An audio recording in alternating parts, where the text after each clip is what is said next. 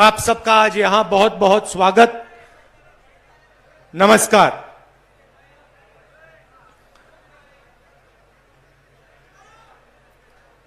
ये आज एक पब्लिक मीटिंग नहीं है, ये एक आंदोलन, एक सत्याग्रह की शुरुआत है।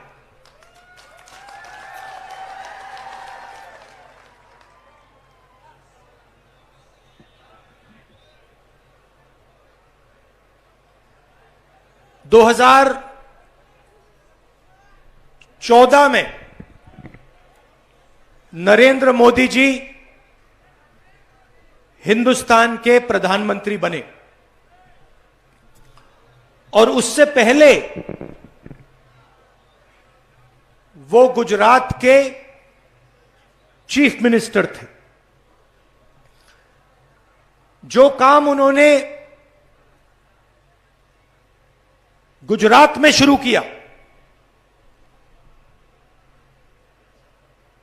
वो आज हिंदुस्तान में कर रहे हैं, जिसको गुजरात मॉडल कहा जाता था।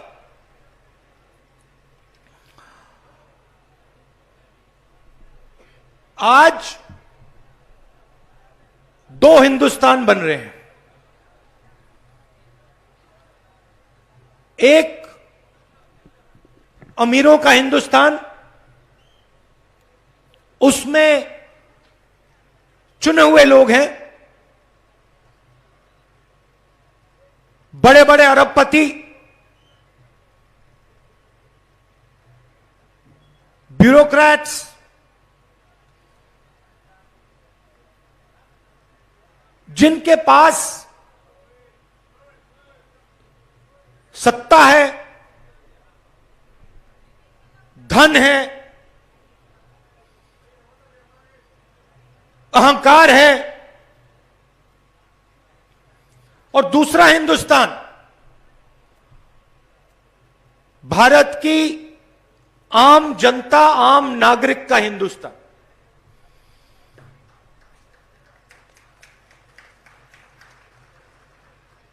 पहले ये गुजरात में टेस्ट किया गया और उसको हिंदुस्तान में अब लागू कर दिया है। कांग्रेस पार्टी दो हिंदुस्तान नहीं चाहती है।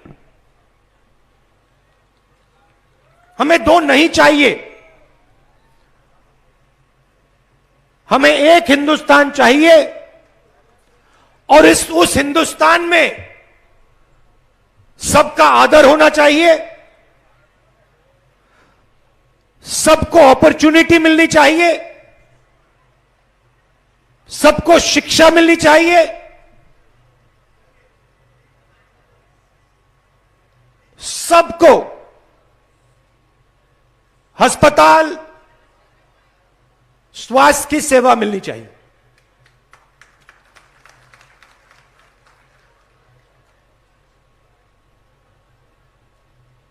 जो बीजेपी का मॉडल है, दो हिंदुस्तान का, दो गुजरात का मॉडल, उसमें जनता का जो धन है, क्योंकि ये जो धन है, जंगल है, जमीन है, जल है, ये किसी उद्योगपति का नहीं है, ये आपका है, आदिवासियों का है, गरीबों का है, कमजोर लोगों का है, हिंदुस्तान के हर नागरिक का है। मगर इसका फायदा आपको नहीं मिलता है। यूपीए की सरकार थी तो हमने पूरी कोशिश की, जो हिंदुस्तान का धन है, जल, जंगल, जमीन, हमने पूरी कोशिश की कि इसका फायदा हिंदुस्तान के आम नागरिक को, दलितों को, आदिवासियों को, युवाओं को, सबको मिले। और हमने बहुत बड़े कदम उठाए। पैसा कानून लाए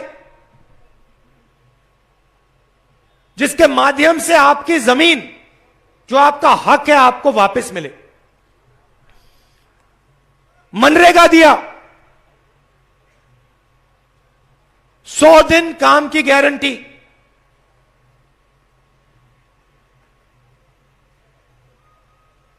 पूरे देश में उसको चलाया और करोड़ों लोगों को मनरेगा से फायदा मिला। जमीन अधिग्रहण बिल लाए। पहले क्या होता था, बिना आपसे पूछे आपकी जमीन छीन ली जाती थी, कॉम्पनसेशन नहीं दिया जाता था, कभी कभी व्यक्ति को मालूम भी नहीं होता था कि उसकी जमीन छीन ली गई। अंग्रेजों के समय का कानून था, हमने उसको बदला। बिना पूछे आपसे जमीन नहीं ली जा सकती। अगर जमीन ली जाएगी, पूछकर ली जाएगी और फिर आपको कॉम्पनसेशन मिलेगा। मार्केट रेट से 4 गुना ज्यादा कॉम्पनसेशन मिलेगा। यह हमने करके दिखाया। बीजेपी आई, प्रधानमंत्री ने लोकसभा में पूरी दुनिया के सामने मनरेगा का मजाक उड़ाया। कहते हैं मैं इसको रद्द करना चाहता हूं मगर नहीं करूंगा, क्योंकि मैं चाहता हूं कि देश को याद हो कि कांग्रेस पार्टी ने क्या किया था।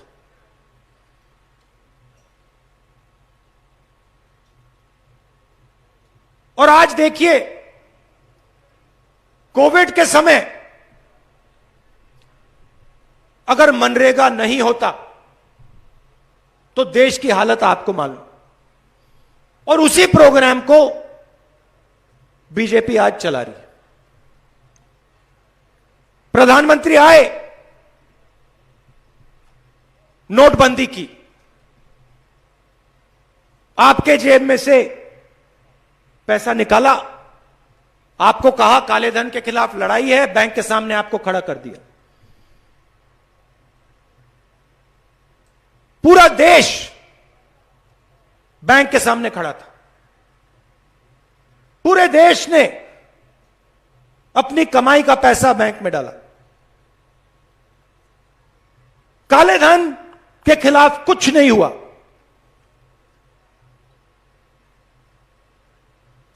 अरबपतियों को फायदा हुआ। वही लोग जो अमीरों के हिंदुस्तान में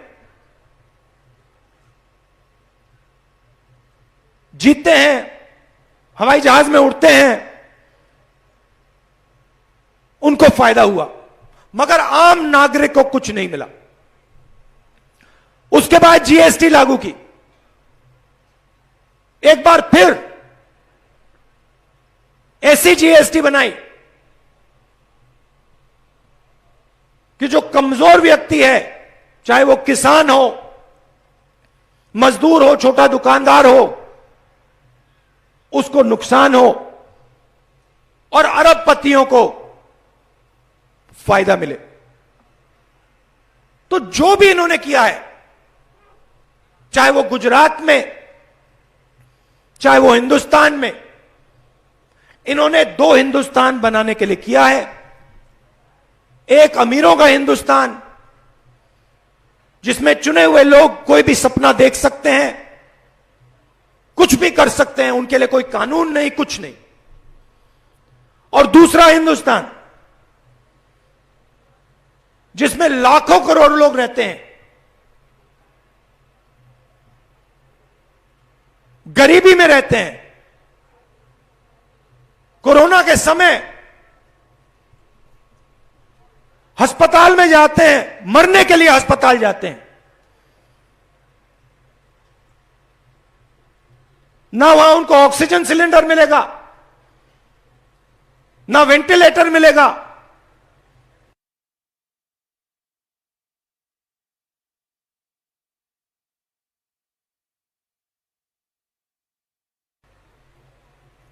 प्रधानमंत्री कहते हैं थाली बजाओ, थाली बजाओ। उसके बाद कहते हैं मोबाइल फोन की लाइट जलाओ। और हमारे मीडिया के मित्र यह सवाल नहीं उठाते कि गुजरात में 3 लाख लोगों ने दम तोड़ा है। यह नहीं कहते कि गुजरात में 3 लाख लोग मरे हैं। यह नहीं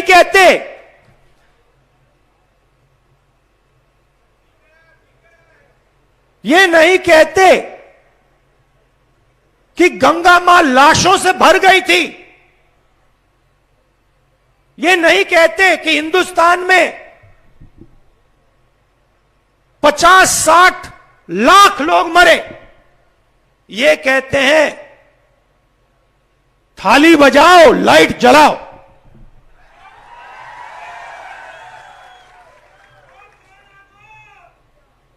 और फिर टीवी पे आपको किसी आदिवासी का चेहरा नहीं दिख सकता। कभी देखा आपने आदिवासी नेता का चेहरा टीवी पे? आपको गरीब व्यक्ति का चेहरा नहीं दिख सकता, किसान का चेहरा नहीं दिख सकता, छोटे दुकानदार का चेहरा नहीं दिख सकता। नरेंद्र मोदी का चेहरा दिखेगा। और इस देश में किसी का चेहरा है ही नहीं। 24 घंटा एक ही चेहरा आपको दिखेगा।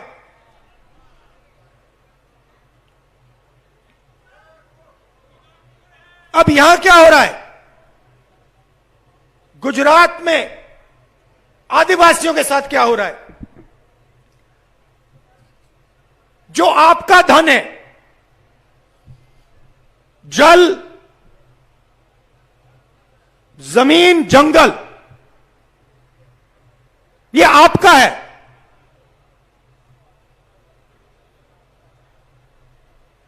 ये गुजरात की सरकार का नहीं है। ये आपके चीफ मिनिस्टर का नहीं है। ये गुजरात के चुने हुए बिजनेसमैन का नहीं है। ये आपका है। और इस जल, जमीन और जंगल का फायदा आपको नहीं मिल रहा है। और गुजरात का हर आदिवासी इस बात को गहराई से समझता है, क्योंकि उसको हर रोज इस बात का सामना करना पड़ता है। कोरोना आता है, आदिवासी भाई अस्पताल में जाता है, प्राइवेट अस्पताल में जाता है, उससे पैसा मांगते हैं, पैसा नहीं दे पाता है, वहां दम तोड़ देता है।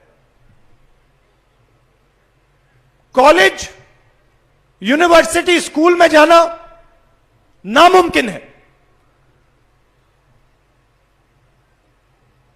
सरकारी स्कूल, सरकारी कॉलेजेस सब बंद कर दिए हैं। एक के बाद एक, एक के बाद एक, एक के बाद एक बंद कर देते हैं और पूरा का पूरा प्राइवेटाइज कर देते हैं।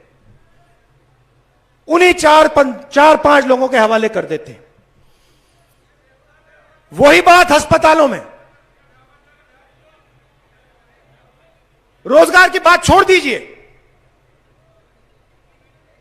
रघु शर्मा जी ने भाषण में बहुत अच्छी बात बोली। इंफ्रास्ट्रक्चर बनाने की बात होती है, बड़ी इमारतें बनती हैं, सड़कें बनती हैं, पुल बनते हैं। हर ईंट पर आदिवासियों का हाथ लगता है। हर ईंट पर आपका हाथ लगता है। आप उठाते हो, आप रखते हो, आप सीमेंट लगाते हो, आप पेंटिंग करते हो। मैं आपसे पूछता हूं, आपने गुजरात बनाया, गुजरात का इंफ्रास्ट्रक्चर बनाया, गुजरात की सड़कें बनाई, आपको क्या मिला? आपको कुछ नहीं मिला। ना शिक्षा मिली, ना स्वास्थ्य मिला, ना रोजगार मिला। कुछ नहीं मिला। इसीलिए हम ये आंदोलन कर रहे हैं। आपके दिल में जो आवाज है, जो गुजरात के हर आदिवासी के दिल में है, आपके दिल में, आपके अंदर बंद है। रोज यह आवाज आपके अंदर बंद रहती है। हम इस आवाज को इस आंदोलन के माध्यम से सड़क पर उतारना चाहते हैं, बाहर निकालना चाहते हैं।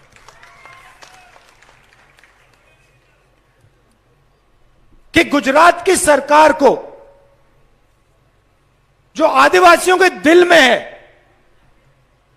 जो आदिवासी चाहते हैं, वो सुनाई दे, क्योंकि ये सरकार आपकी आवाज को सुन नहीं रही है। कांग्रेस पार्टी आपके साथ मिलकर इस आवाज को इतना मजबूत बनाना चाहती है कि गुजरात छोड़ो, हिंदुस्तान के प्रधानमंत्री को यह आवाज सुनाई दे जाए।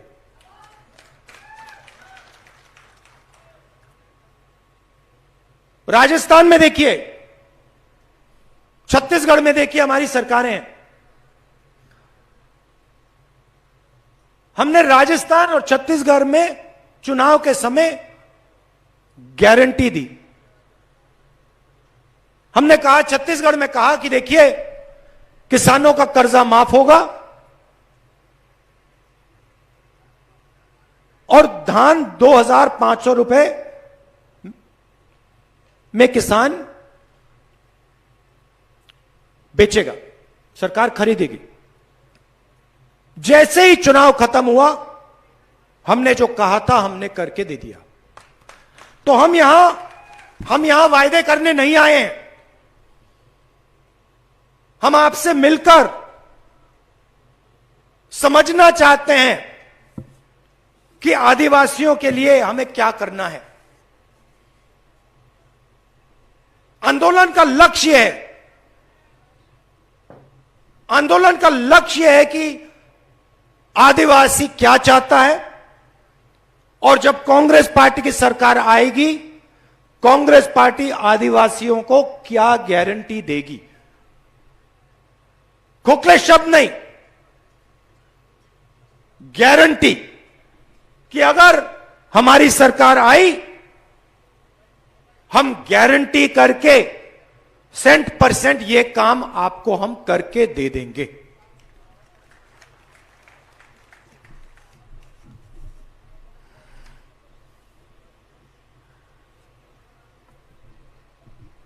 राजस्थान में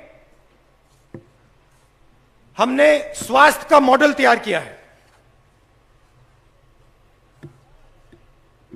हर जगह हम मेडिकल कॉलेज और अस्पताल, सरकारी मेडिकल कॉलेज और अस्पताल खोल रहे हैं। 10 लाख रुपए मेडिकल इंश्योरेंस मिलता है राजस्थान में। 5 लाख रुपए एक्सीडेंट क्लेम इंश्योरेंस मिलता है। मुफ्त में दवाई मिलती है, मुफ्त में मेडिकल इन्वेस्टिगेशन होता है, सारे के सारे ओपीडी मुफ्त।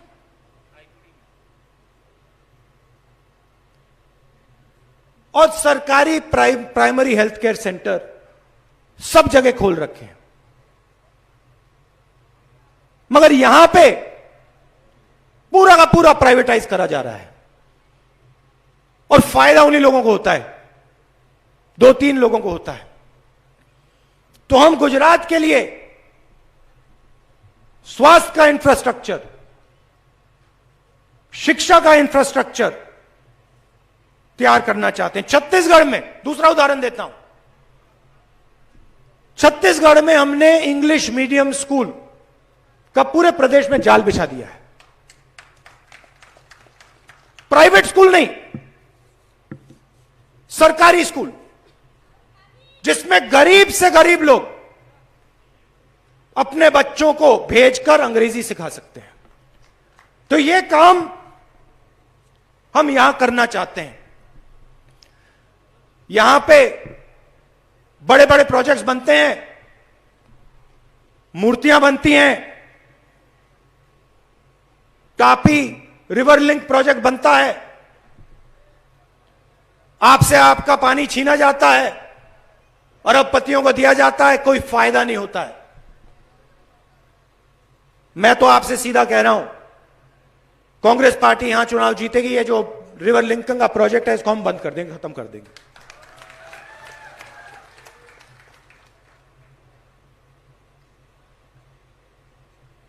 संघर्ष का समय है। बिरसा मुंडा जी ने रास्ता दिखाया था, गोविंद गुरु जी ने रास्ता दिखाया था। अब गुजरात के आदिवासियों को, खासतौर से गुजरात के आदिवासी युवाओं को एक साथ मिलकर संघर्ष करना पड़ेगा, कांग्रेस पार्टी के साथ मिलकर संघर्ष करना पड़ेगा। बीजेपी की सरकार आपको कुछ नहीं देने वाली है, आपको लेना पड़ेगा। कुछ नहीं देंगे वो आपको, आपसे छीनेंगे, जो आपका है वो छीनेंगे। अब आपको जो आपका है उनसे छीनना पड़ेगा। और बिना डरे, यहां जिग्नेश बैठा है, पहली बार मैंने सुना आंदोलन करने के लिए परमिशन की जरूरत है, सिर्फ गुजरात में, और दुनिया में कोई ऐसी जगह नहीं है जहां पे भैया आंदोलन करने के लिए परमिशन की जरूरत है। 3 महीने की जेल दे दी, मगर मैं जिग्नेश को जानता हूं, इसको आप 10 साल की जेल दे दो, कोई फर्क नहीं पड़ने वाला। और ऐसे ही गुजरात में लाखों युवा हैं जो सच्चाई को समझते हैं, जो जानते हैं गुजरात मॉडल क्या है, नरेंद्र मोदी जी का मॉडल क्या है, जानते हैं, समझते हैं। और मैं उनसे कहना चाहता हूं, नया गुजरात बनाना पड़ेगा। आपके भविष्य की बात है, आप रोजगार चाहते हो, शिक्षा चाहते हो, स्वास्थ्य चाहते हो, ये लोग आपको नहीं देने वाले हैं। ये लोग सिर्फ 2-3 अरबपतियों को आपका भविष्य बेचना चाहते हैं। तो आपको, गुजरात के युवा को, चाहे वो आदिवासी हो, दलित हो, जो भी हो, हर जात का हो, आप सबको मिलकर खड़ा होना पड़ेगा। आपके भविष्य की लड़ाई है। हम इस लड़ाई में, कांग्रेस पार्टी और मैं, हम इस लड़ाई में आपके साथ खड़े हैं, 24 घंटा खड़े हैं।